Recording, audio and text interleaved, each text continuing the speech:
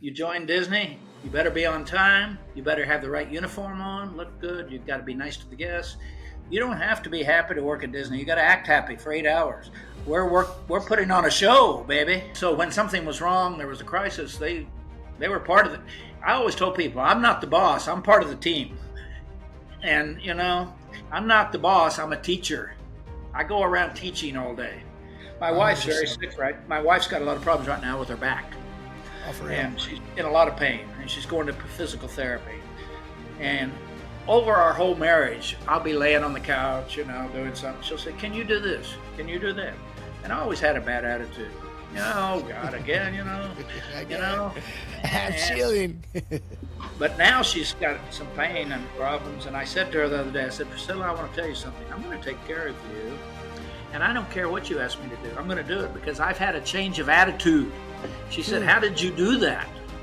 I said, "I decided to do it. And now I'm doing everything in the house and she's happy and I'm not mad anymore because I know why I'm doing it." Everybody's important. Take a soccer team. Everybody's important. And the coach doesn't play. The coach makes sure he gets the team with attitude, be on time to practice, don't get in big fights, don't get red cards, uh, you know. But if anything you don't know is your own fault. You have that phone in your pocket, you have Google. Anything you don't know is your fault. No excuse. No excuses. This is not like 1940 where you had to go get your encyclopedia.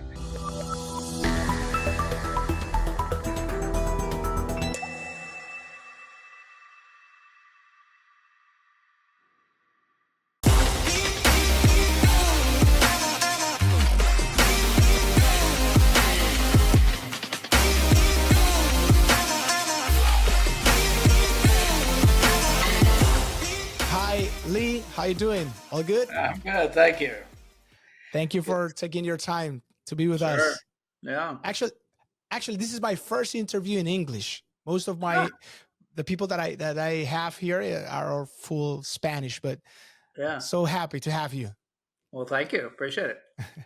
So, can you share a bit about your background and journey to becoming the executive vice president of operations for Walt Disney World Resort? It was luck. Good. That's a good one. I grew up on a farm in Oklahoma. We were extremely poor. We didn't even have indoor plumbing. My mother was married 5 times. I've been adopted twice. I got my name Cockrell when I was 16 by husband number 4, who Hmm. had money, so I got to go to college. I went to college for 2 years and flunked out because I never went to class. And then I went in the Army in 1964. And when I got out of the Army, I went to Washington, D.C. with a fellow I met in the Army, and I got a job as a waiter at the Oh, Washington Hilton. And I started there, and I tell people my success was because I have a good attitude and I'm very reliable. Not today, but generally. And I kept getting promoted. I got promoted into the accounting department and then finance, and then I got transferred to Chicago, and then to the Waldorf Astoria in New York, and then to Los Angeles. And I met my wife in the first hotel. We've been married 55 years. And then I joined Marriott in 1973. I stayed with them for 17 years. I became the vice president of food and beverage for them. And in 1990, I was recruited by Disney to go to France and open Disneyland Paris. And I did that for 3 years. And then I came back to Orlando and was put in charge of all operations. So that's my what story. what motivated you to pursue a career in hospitality and leadership? I had a friend who said he was going to do it, and I didn't know anything, so I just said I'll do that too. He Just ended like up that. going. He ended up going in the oil business, but I And you didn't even. stay. I didn't even know I would go to college. I mean, a little town, little nobody. Nobody. I mean, I didn't even. I had no goals in my life. I don't. I still don't. So I You try to still wake up don't? every day and do the best I can and do a good job. And I do a lot of research, a lot of learning. I read every day. I follow podcasts. I but I would say the main success was experience and exposure. When I left Oklahoma, I'd never been anywhere. And now I've been to 45 countries. I do work all over the world. I know people from everywhere. And that exposure, working in New York City, Chicago, Los Angeles, Paris, that changes you. Of And course. that's why I tell young people today, education, you may get it by yourself or you may go to college, one or the other. Then make sure you get a lot of good experience. All experience is good. And then Hmm. exposure, meet people, meet other people, uh, you know, do things that make you uncomfortable. So that's how you grow. You do the hard things, and they mhm. get easier. Yeah, and let me ask you something because you said it like if it was very lightly, and it's like your story is huge. Like you had so many employees under your supervision. What leadership lessons did you learn during your time at Disney that you find universally applicable in various industries? I would say the main thing I've come to a conclusion on over the years at Marriott and Disney was that if you want to be excellent, everything matters, every Hmm. detail. Hmm. Being on time, how you look, what you say, what you don't say, being clear with your team, having good standards, good policies, good procedures, good operating line guidelines, training your people and enforcing it. It's like there's a way to do things, and Disney tries to find the best way, and then we do Hmm. it every day. Everybody does it, and then if we find a better way, then we start doing that. Hmm. But everything matters, Hmm. I mean, details, Interesting. details, details. So you got to have good leadership. You got to have good people that are really organized. They can manage themselves and their business, and then you got to hire the right people. Hmm. I always say the three things Disney does better than anybody else: we hire better, we train better, and we treat them better. And Hmm. So hire them right, train them right, and treat them right, and you will have a successful business. Hmm. And by the way, you need experts today. Everything's very complex. You can't do everything yourself. People ask me what I did at Disney. I said nothing. I had great people around me. I just made sure everything got done. Yeah. I didn't. It's I it, didn't do it. I didn't it's do it. but it's not that easy because you can tell that your leadership it's top notch. How do you approach leadership in a way that foster a positive and productive work culture when you have so many people there? Well, my reputation grew because I actually do believe that everybody matters, and I believe everybody deserves respect, and I believe we should be training and developing people, making their lives better. Just most people have a lot of problems today. They're barely living on the edge, and Hmm. especially in the hospitality business, and Hmm. and they got kids at home, and maybe no husband, and poverty, and you name it. And my theory is when they come to work, I try to create a culture where everybody matters and they know they matter. And they Hmm. wake up in the morning and they want to come to work because we treat them right. We respect them. We listen to them. We want to hear their opinion. And so people wake up in the morning and they're glad to come because it's better than home. And so I think it's just a matter of having respect for everybody.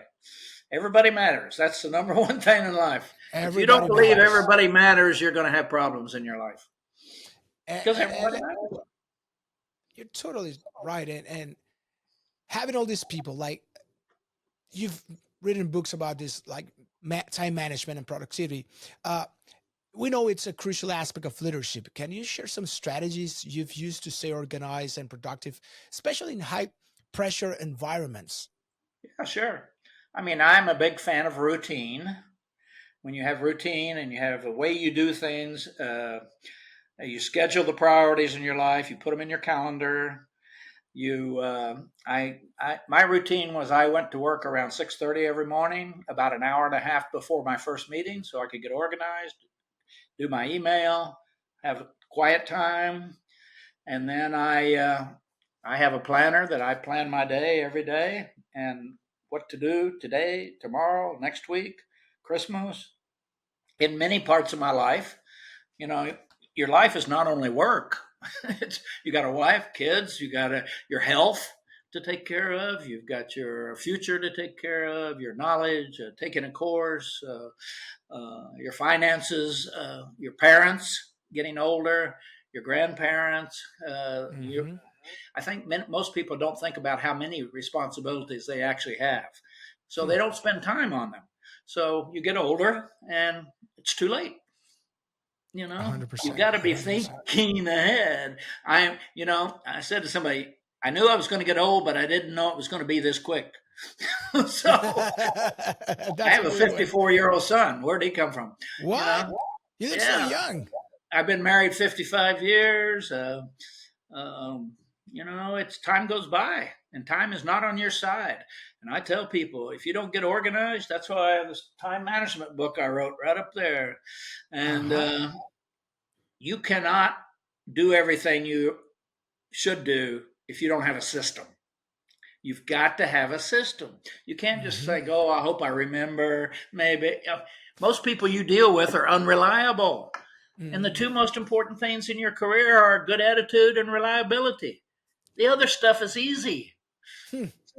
because if you have a good attitude and you're reliable, I'm going to love working with you. You're high potential. I just have to Definitely. train you, teach you, send you back to school, whatever. But if you got somebody with a bad attitude and they're Ah, unreliable and they're disorganized and they forget it.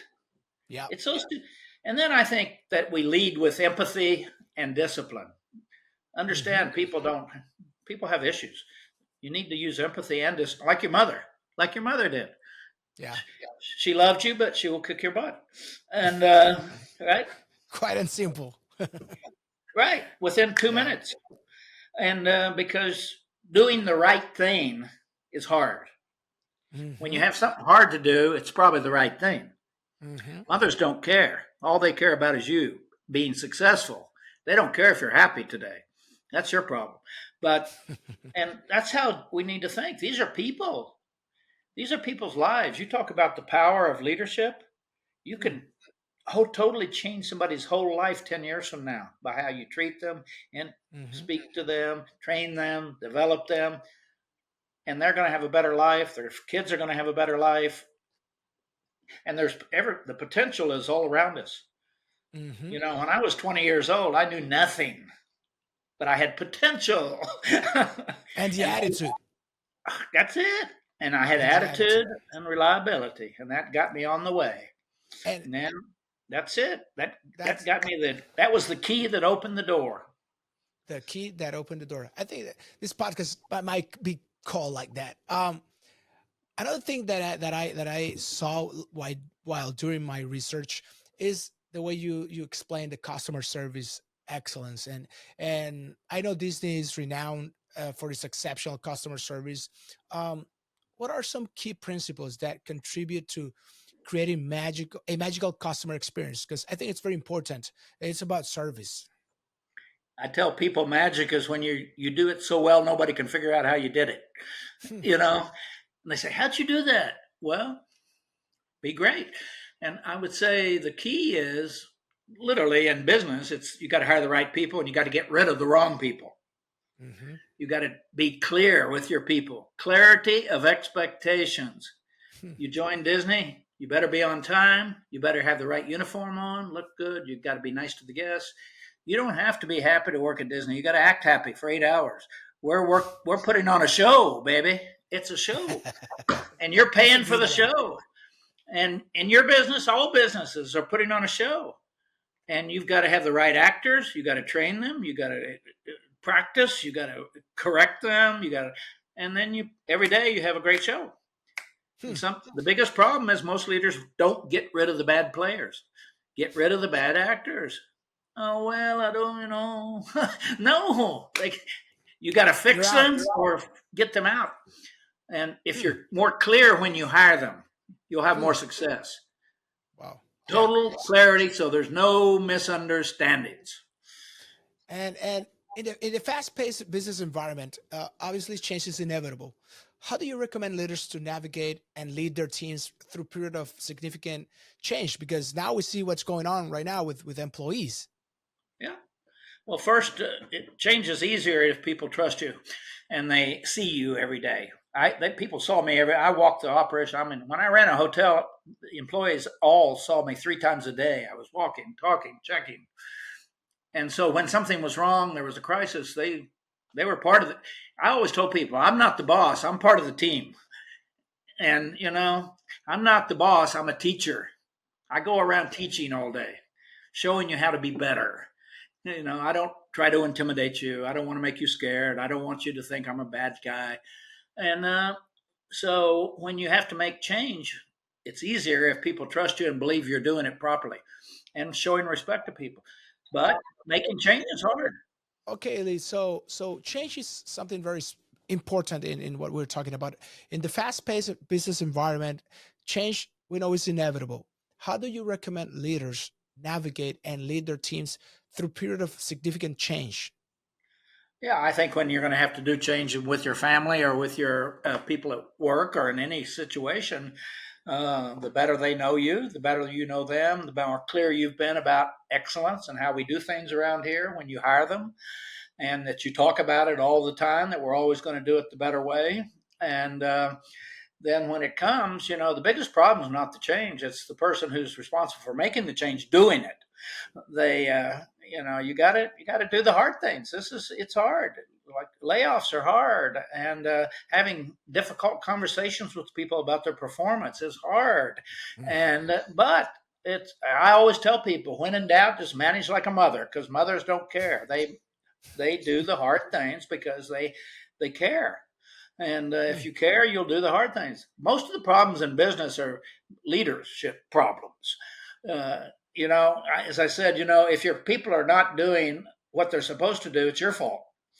You know, if when you were growing up and you didn't do what you were supposed to do, it was your mother's fault. So we always want to blame all this other stuff and the weather, the government. I was poor. It's hard to find people. People don't stay. People blah blah blah. The Generation Z and X and J, they're a problem, and those people from that other country are a problem, and You've seen it no, all.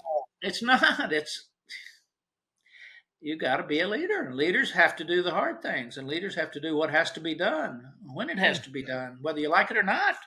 That's what the job is about. Mm-hmm. Ask your mother. There's many days she probably wanted to give you up for adoption, and kept you though. She's stuck in there, and it's just a Yeah. matter of in your life the difference between success and not is take. It's like exercise. You know why people don't exercise? Because it's hard. That's the only reason. That's the only reason. And then you get Totally older and true. you find out you have regrets. And by Mm-hmm. the way, when you're in a leadership job or you're a mother, you have huge responsibility. You Mm-hmm. decided to be responsible for these people's lives. Hmm. It's not just a job, it's responsibility. Mm-hmm. And you got to think about it. Are you doing what you're responsible for? And And maybe even, and a lot of leaders don't even know what responsibility means. hmm. It's hard. All I can tell you is people say, I want to be a manager. I say, are you crazy? You want to run your life? You got to make hard decisions every day. And it's all you have every day are obstacles. And every one of those obstacles is a person, a human. And you got to deal with it. And And yeah. yeah, it's not that easy. It's not that easy. Um, Talking about leadership and knowing what true leadership means. Um, I know that you are an advocate about work-life balance. Um, Balancing a successful career with personal life can be challenging, obviously. What advice do you have for individuals striving to maintain a healthy work-life balance? Well, I think I married a saint. She, her dad was a Navy admiral. She moved 12 times before she met me. She was used to moving and change, and I worked a lot at Hmm. Hilton, Marriott, and Disney. But when I was off, I spent time focused on her and my son. I didn't go play golf. I didn't go do whatever people do. I didn't go out to bars at night by myself. I focused on them. So I think it's not how much time you spend with people. It's how you spend the time when you have time. Hmm. And we had a good relationship, and we dealt with things. And it was it's if you want. Let me tell you what. If you want to do both, you can do both. You know, you got to figure out how to spend your time. So when I come home, I said even at Disney, I worked basically 5 days a week. I came home at around 7 o'clock at night because at 5 o'clock I went to the gym and worked out every day. And I came home, saw my wife for 2 hours, went to bed, got up, left in the morning. But on Saturday and Sunday, we went to lunch. We spent time together. We took our son out for an outing to the park. Or when we went out to dinner, even when he was a baby, we took him with us, put him on the booth. He slept there. We just made sure we were together. And it's a lot of people are together and they don't pay attention to each other. They're. Hmm. And yeah, so it's a matter of how you think about it. You don't have to spend 2 hours a day with your wife. You have to make sure those times when you have it, you're paying attention to her and Hmm. listening. And is she happy, or are you a problem? And you know, and Yeah. it's sensitivity to people. And I tell you, today it's more important than ever for leaders because people are having a lot of mental health issues. There's a lot Hmm. of people are depressed, they're Yep. worried, there's a, and leaders need to pay attention to that. Yeah. And Because if you pay have. attention, you will know. When you go home at night, you will know if you want to know. You will know Hmm. if you want to know. And you got to just be more alert and pay attention. And women are different. So emotionally, you've got to listen. And my wife's very 100%. sick, right? My wife's got a lot of problems right now with her back. Oh, for real. And she's in a lot of pain. And she's going to physical therapy. And over our whole marriage, I'll be laying on the couch, doing something. She'll say, "Can you do this? Can you do that?" And I always had a bad attitude. Oh God, again, you Again, know. I'm And, chilling. but now she's got some pain and problems. And I said to her the other day, I said, "Priscilla, I want to tell you something. I'm going to take care of you, and I don't care what you ask me to do. I'm going to do it because I've had a change of attitude." She said, Hmm. "How did you do that?" I said, "I decided to do it. And now I'm doing everything in the house and she's happy and I'm not mad anymore because I know why I'm doing it. But you made a I'm making it. decision. You She made a told me that decision. me saying that to her made all the difference in the world. That one thing. And have there been mentors or role models who significantly influence your leadership style? Or basically, what you're just saying? Uh, how important is mentorship in personal and professional development? Yeah, I would say the two early mentors were my mother and my grandmother. My grandmother was the nicest person in the whole world. Everybody loved her. My mother was very tough, disciplined, do things, reliability. And then I had two good bosses, one in Marriott and one at Hilton that really gave me a lot of. They were tough. They pushed me because I was very defensive. I didn't like feedback. I never was. It was never my fault, and they straightened me out. And they one day my boss said, "Lee, do you realize the world does not revolve around Lee Cockerell? Just do your job. Quit being defensive. You know how defensive people are. You meet them every day, and nobody wants to work with a defensive person. They just ignore you after a while. Yeah. That's why and it happens in marriages too. Get in Hmm. arguments, and every argument I had with my wife, it was probably my fault because I'm insecure because I grew up with five fathers and I have an insecurity problem. And your brain is triggered Yeah. by things that happened Bias. a long time Hmm. ago, Hmm. and half the stuff in your brain's not even true. Half Hmm. the stuff you don't even know's up there. It's going to make you do things you don't know why you did it. Why did I say that? Why did I do that? And you can retrain yourself. If you can become aware of that problem, you can think about it a lot and it doesn't trigger. Hmm. It takes a lot of work about thinking, Hmm. because I'm going to tell you, you can anticipate it's going to happen. She's going to say something, and I've already thought about it. I'm not going to react. I'm not going to react. And with customers too, customers that get mad at you, I already have decided I don't overreact. Customer happens, my job is to make them happy. I want their credit card. That's the only reason I mentioned it. Bottom line, that's what you want. Yeah, But and you if know you're what? not nice to people, they won't give you their credit card. So they can say anything to me. It doesn't bother me a bit. They can call me every name in the book. I'm sorry. I'm sorry. Get the But that card. Get the credit card. but being kind usually requires you to have some communication skills and strategies. Effective communication is a cornerstone of leadership. What communication strategies do you believe are essential for leaders to inspire and engage their teams? Well, the first one's tell the truth and make sure you have a reputation that when Lee speaks to you, whether it's good or bad, it's true. And I Mm, trust him. And the other thing is do it with empathy and mhm. discipline, deliver the bad news because you're helping people. You're not doing it for you, you're doing it for them so they don't get in trouble and fired. And so it's a matter of, I think somebody told me, how do you deal with difficult things? I said, the best way I found out is just tell the truth. Tell the You truth. know, it's not easy, but when you tell the truth, it works out. Can you share a particular leadership challenge you faced at Disney or Marriott or Hilton, and how you navigated through? Oh yeah, 9/11. I was in Mm, charge, and I had a big team, and I stepped back and let them. They had some skills I didn't have from some of my vice presidents, and I let them run.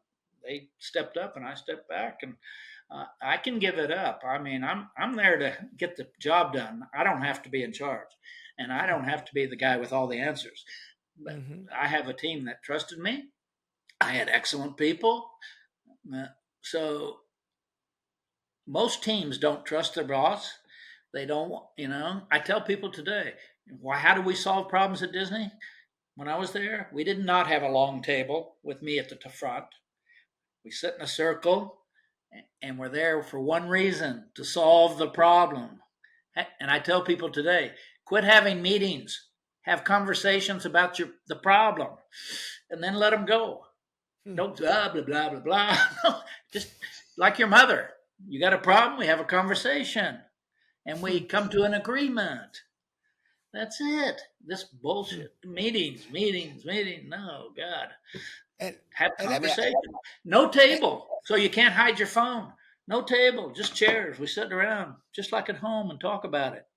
let's And talk. you'll get the right answers because your people know things you don't know. Hmm. They know a lot you don't know. And mostly when They you have actually somebody 40,000 told me employees. you mostly every boss has no idea what their people are doing. Exactly. And They don't imagine know. that having 40,000 employees. How are I you don't know supposed to what they're know? doing. I had departments I didn't even know we had them. That's a good one. We Imagine. reorganized once, and the department came a year later and said, "What happened?" Nobody talked to us. We didn't even know they were there. For real. Yeah, I mean, a bit, dude. And how do you go about assembling and nurturing high performing teams? What qualities do you look for in team members? Well, we look for a good attitude. And we look for and the reliability, ability to organize and make hard decisions, and then certainly every job has different technical requirements. If you're a lawyer Hmm. or whatever, and then every day the team, whoever's leading the team, you've got to work hard every day, making sure you're building this trust. Hmm. I mean, your people can tell you anything. I mean, I Hmm. can. It doesn't. I They can come and tell me, Lee, you're making a mistake, and I don't think that's right. We can talk about it. I mean, it's you got to get over this hierarchy. You know, it's like the same story. Everybody's important. Take a Hmm. soccer team. Everybody's important, and the coach doesn't play. The coach makes sure he gets the team with attitude, be on time to practice, don't get in big fights, don't get red cards. Uh, you know, and Yeah. who's not important on the team? Who's not important? No, everybody's important. That's a Exactly. fact. And the That's a problem fact. is usually the boss. They got a big ego. It's macho man. I'm in charge. I know everything. That's where they get in trouble. And That's where you get in trouble. what about personal development? Like, nowadays, continuous learning is crucial for personal and professional growth. What habits or practices do you incorporate into your routine for ongoing self improvement? Well, I think that's one thing you got to. I read every single night for 30 minutes. That's all. I don't like to read, but it's book by my bed, whatever it is, leadership, management, whatever. Um, and I get in bed, 30 minutes I read. So that's 365 days a year. I uh, I learn a lot from websites I follow, or I read The Economist and The Atlantic magazines. They're Hmm. 150 years old. They're totally Hmm. they. That's where you get the truth. You don't get it from TikTok or TikTok or whatever. You got to have places where you know you're getting the truth, Hmm. and social media is not that place. Definitely And not. be willing to take feedback. Uh, but if anything you don't know is your own fault. You Hmm. have that phone in your pocket. You have Google. Anything you don't know is your fault. No excuse. No excuses. This is not like 1940 where you had to go get your encyclopedia. No, somebody, if you don't know, you don't want to know. And Hmm. I think the other problem today, the leaders are not encouraging people. A lot Hmm. of people are insecure. People underestimate what they can achieve when you're young. People underestimate the influence they have every day, so they misbehave. They say inappropriate things, sexual harassment, you know, and nobody should underestimate what they can achieve because it's never too late to learn. It's never too late to get better. It's never too late to get healthier. It's never too late to improve a relationship. You just got to realize it takes a little time, and you Hmm. focus. You focus on what you want. I Hmm. tell I tell people I weigh the same weight I weighed 50 years ago. And they say, why? I say, because I want to. That's Simple as that. Because I want because to. I want to. That's a good one. I'm married 55 years because I want to. And my wife, we had problems, but we Hmm. stuck in there and got it done. And so all this, too many excuses. You're Hmm. responsible for you. No, Hmm. nobody's going to help you. Nobody cares. Actually, nobody cares about you anyway. Maybe your You're mother, responsible. only your mother, maybe, but nobody else. You're Everybody says we responsible. love you. You're more important. No, they don't care. They'll fire you tomorrow. Lay you Like off. that. No, you've got to develop yourself. You got to go Hmm. get what you want. You got to take risks. A guy says, I hate my job. It's leave. You know, Leave. Go. leave. Become an entrepreneur. Keep doing a good job while you look for another job. So you leave when you want to, Exactly. but keep doing a good job and then leave. I mean, everybody's got these excuses that poor me, poor me, poor me. No, I could go on. It was my mother's fault. My mother was dysfunctional. My grandparents were dysfunctional. We were poor. I don't have a college degree. Blah blah. I Yada grew up yada in yada. a place with very uh, lack of appreciation for other people. Very bigoted place. Very racist place. Right. I tell people today. Now I have friends named Mohammed Imagine that. and Jose And Jose. and Maria, and because I got out of, you cannot stay in an environment and a culture which is not working for you. Exactly. Out. And I tell young it, people today, as soon as you graduate from college, get out of the village. Get travel. out of the village. Go to New York. Go to Chicago. It might be tough, but you're going to learn. My granddaughter, right now is moving to Manhattan. She's 25 years old with her husband. She she wants to go where the action is. And Yeah. when you're young, you should live in New York, and when you're old, you live in Florida or Puerto Rico. At the beach in Dorado. Oh, and you've had a remarkable career. How do you hope your leadership and contributions will be remembered? And what legacy do you aspire to leave behind? My only legacy is I want to be remembered as a teacher. Hmm. That's it. Nobody likes the boss, so I don't want to be remembered that. I want to be remembered that I helped people get better and I taught them, and I have a lot of experience, and I Hmm. use it every day. I meet with people every day to help them. Hmm. and, Yeah, and, every and, day. and, and that's awesome because no, not so many people take the time to give back and share the knowledge that they No, have, and that's something that says a lot about the persona.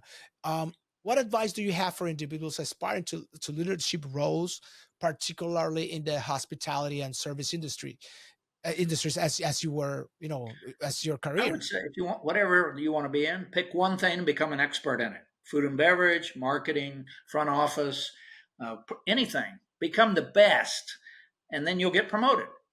I Hmm. became the best waiter they ever had. I was reliable. I came early. I did my job. I always looked good. I did. Boom. It doesn't matter. If you're going to clean bathrooms, be the best Yeah. bathroom cleaner the world has ever seen, Hmm. and you will be noticed.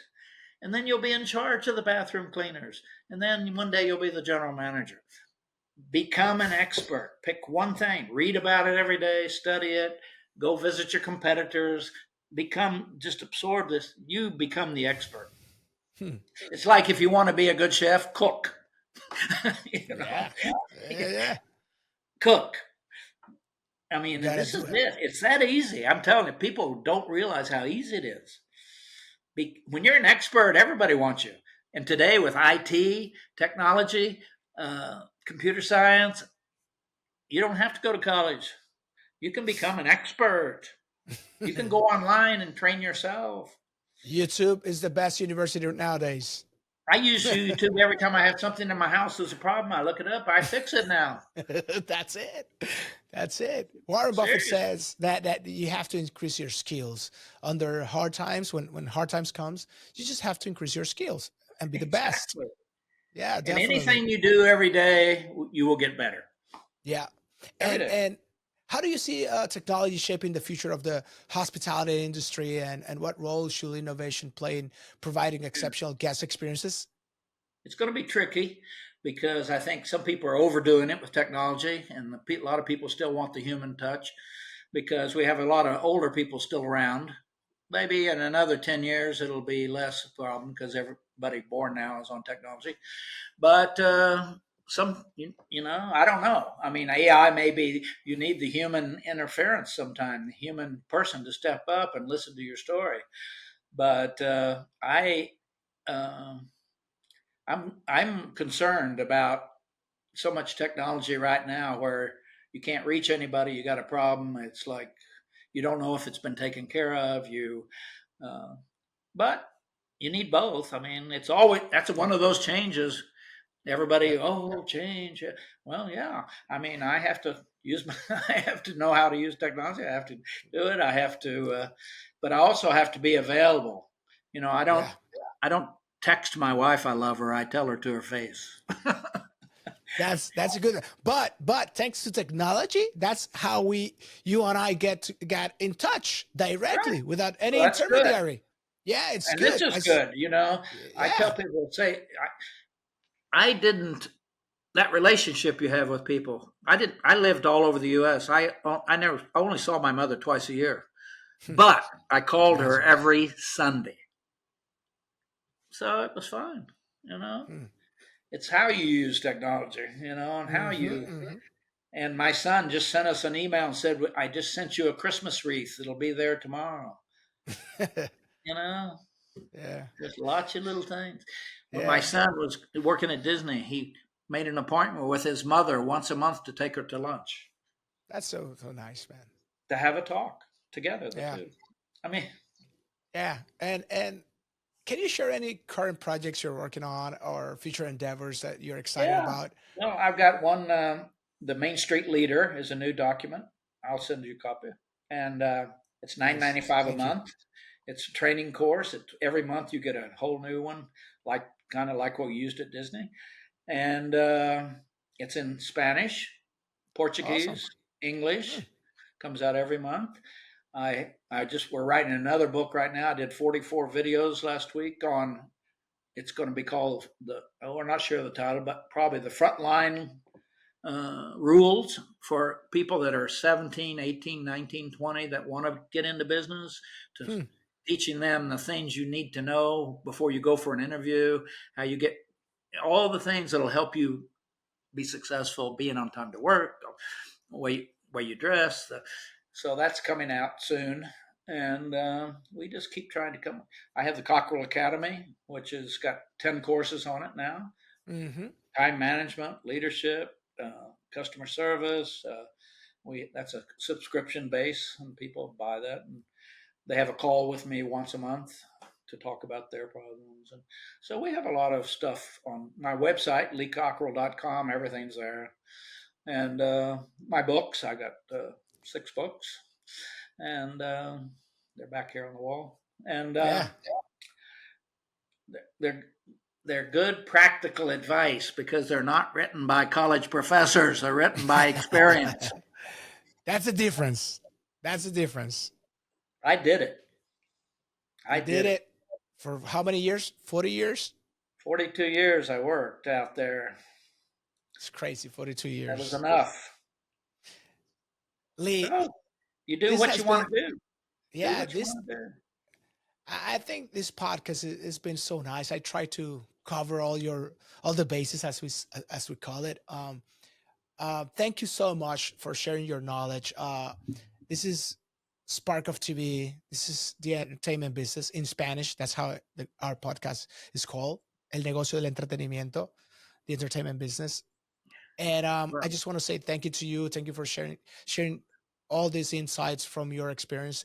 It's been quite one an honor thing, for by the me. way, one thing that's very is new. We post every morning 60 to 90-second video on Okay, where Instagram. on Instagram? Instagram, and we went from 4,000 followers to 17,000 in 2 weeks because It's they're great short, content. sweet, boom.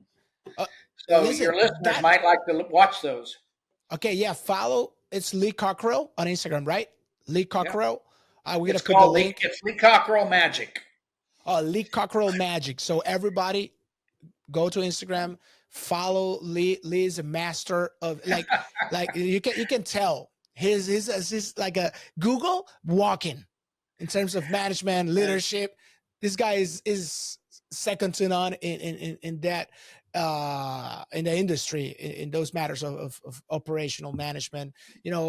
So much respect for you. Your content is great. That's how you and I get in touch, because I saw one of your videos. I just share it, and you suddenly just, oh, you text me, send me an ADM, and I was like, hey, this cannot be Lee. Let me just go for the kill. Do you want to be on a podcast? And then, yeah, call me. I was like, nah, this cannot be Lee. Let me call him. So I really appreciate your honesty, your humbleness, Good. and thank you very much. I really appreciate Hey, it. I enjoyed it as well. You take care. Maybe we'll do it again one day.